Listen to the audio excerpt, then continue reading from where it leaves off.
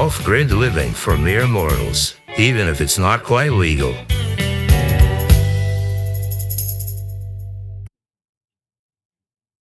Good evening, and welcome to another edition of Offgrid Outlaw. Given it's Memorial Day, I wanted to discuss a little bit about foreign wars, bankers, and veterans. Throughout history, going back as far as the great apes, the two-legged creatures of the planet have had a tendency to have disagreements and get in physical altercations. As societies emerged, the scale of these altercations got larger and larger. During the Roman times, you had armies of 10,000 men on each side clashing together on a battlefield. And then in the modern era, with modern weaponry and with all the other things that amplify the factors of war, and now the big bombs and the scale of the attacks, war has become a big thing. But never before in history has there been a more violent period than the period in which central banking has existed. Central banks have found war to be very profitable. And as a result, we have nonstop war. The interesting thing is that some people make money and some people lose money. There really is no net gain overall. It's a zero-sum game. You've heard of the broken window fallacy. Somebody goes around breaking a bunch of windows, and the glass company has a field day and makes a nice profit. But the problem is the property owners have just experienced a transfer of money from their pockets to the glass repair company profits. Again, a zero-sum game. So it's like that with war. The central bankers getting rich while all the rest of the people are getting poorer because the central banks, they have to inflate the currency. They can't raise the taxes much more than they already are, but they have to raise the money to fund those wars, so they emit more bills from the Treasury, and that goes right into the war-making machine before the inflation hits. Of course, as I mentioned in the last video, once it filters down to us, the currency bills, that is, the inflation kicks in and prices rise. So the interesting thing is that when this is happening and the amount of money increases, the quality of life decreases for the masses at the bottom end of the scale, while the quality of life for the 0.1% at the top increases. And this has been a phenomenon throughout history. And this kind of a phenomenon exists, again, with the cooperation of the masses. Because the masses have been educated, or shall we say indoctrinated, to believe that the taxes they pay pay for goods and services of the government that benefit them. And to a small extent, for the large population in general, which is by nature very lazy, they benefit from these government services. And let's not even get into the welfare state, which is another big aspect of government that has grown and grown and grown. From 1970 to the present, the welfare state has grown approximately 100-fold in size and in terms of dollars. The real problem underlying all of this is that governments gradually become more corrupted as time goes on.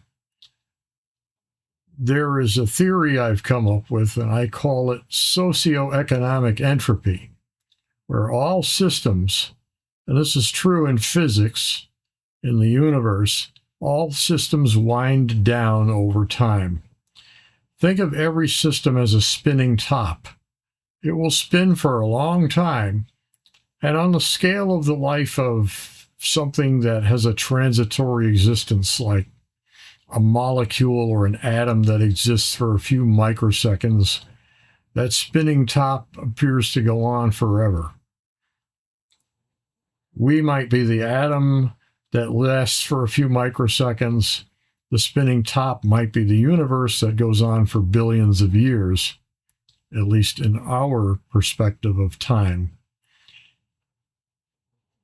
But all these systems wind down eventually. And in economics, governments and the human nature, again, it's arguable to say if it's really human nature, the beings that walk on two legs, but may not necessarily be rational human beings, once they get into power, greed begins to accumulate over time. They get so much this year, and next year, let's get a little bit more. And they take more and more and more. And each year, each decade that passes, the size of government grows until it's this monstrous behemoth that it is today, devouring the taxpayers, the people that supposedly it was originally instituted to help. But like all of these systems throughout history, we have copious records of the failures dating back to the Roman Empire. And what did they all do in the end of the empire when the final days of collapse happened? They inflated their money system. They defrauded their currency. And we are seeing that now in the current incarnation. America will be 250 years old this July.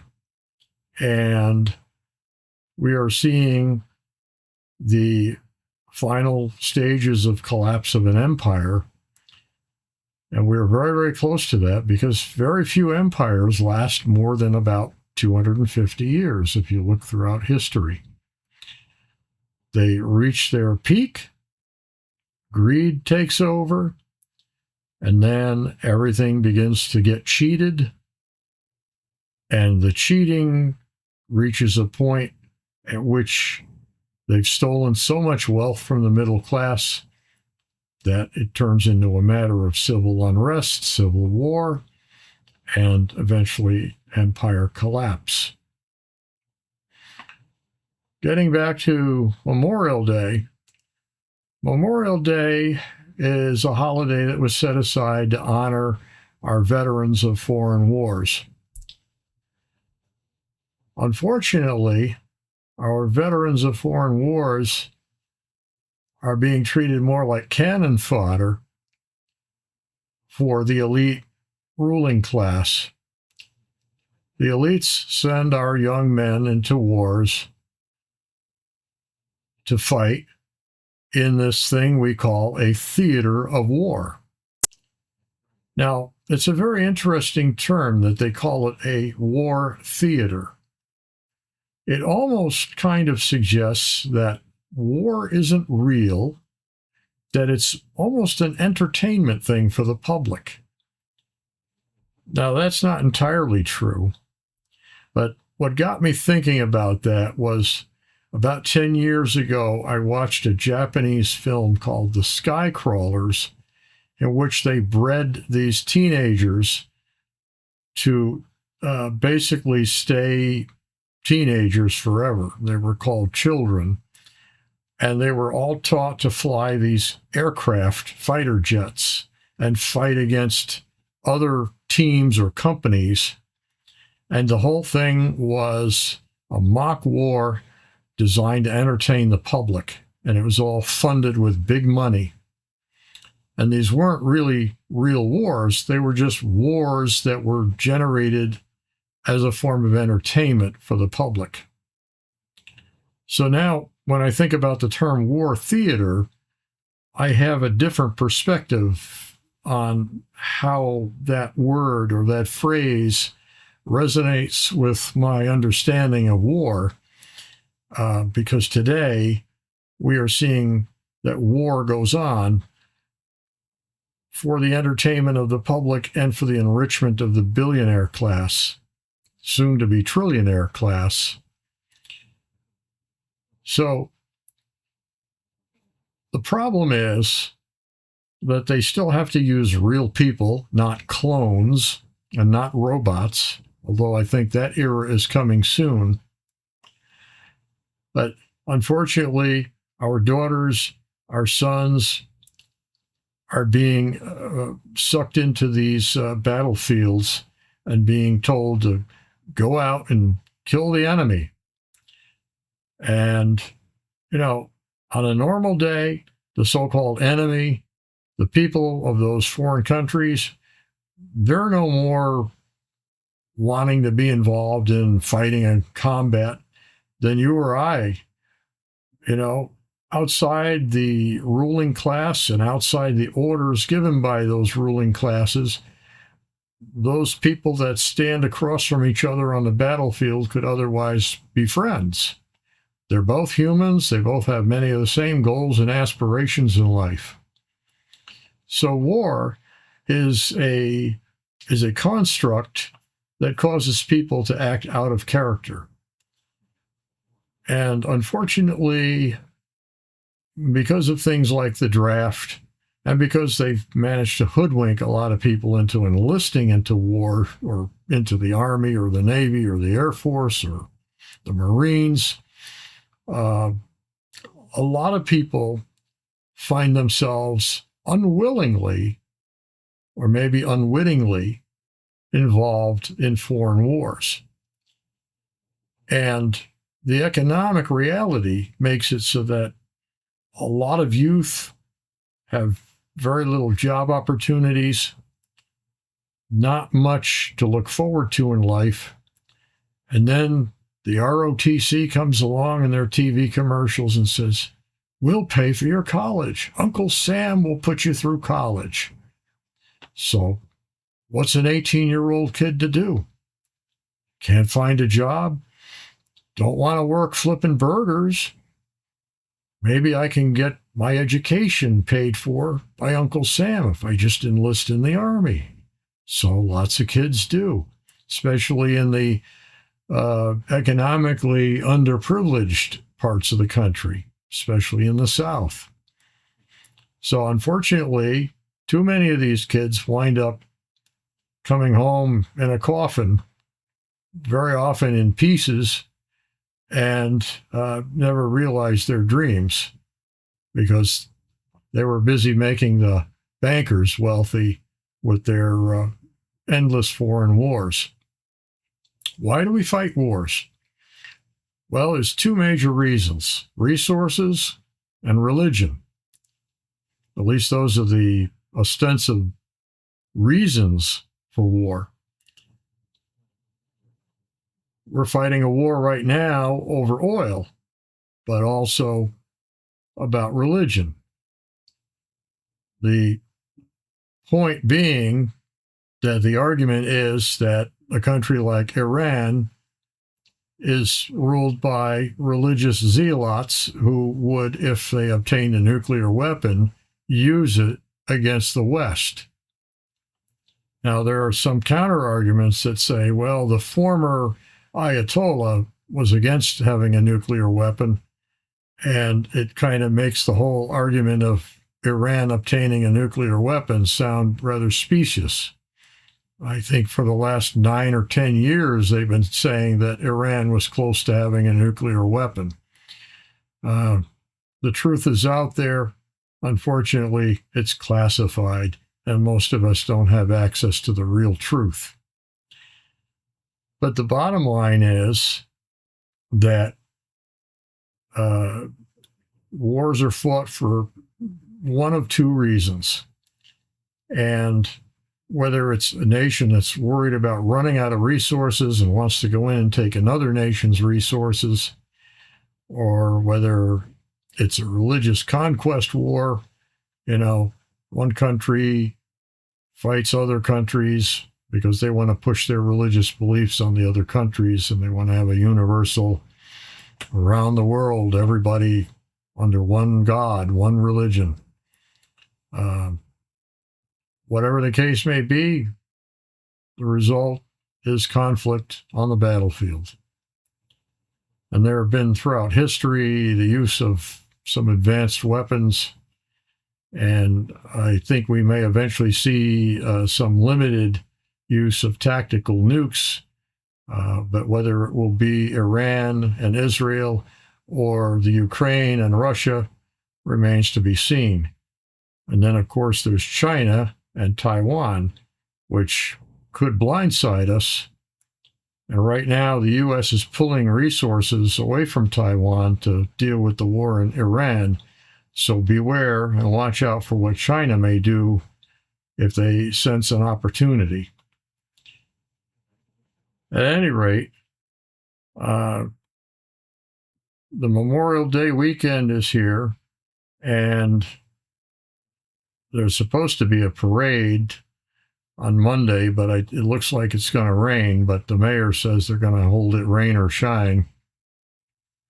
I don't know if I'm going to go, because if it's raining too hard, I don't think it will be an experience that will be pleasant. So, but I will probably show you some footage from last year's parade, just to kind of add some second unit flavor to this video. And at any rate, I think I've said pretty much what I wanted to say in this video.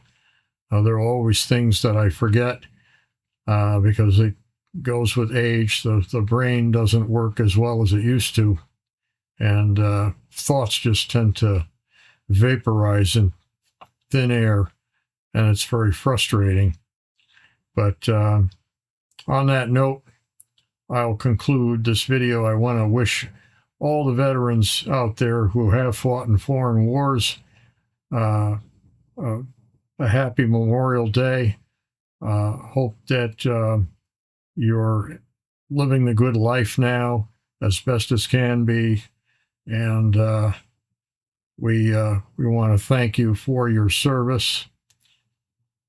And well, that's all I have to say in this one. So this is Offgrid Outlaw signing off for another one.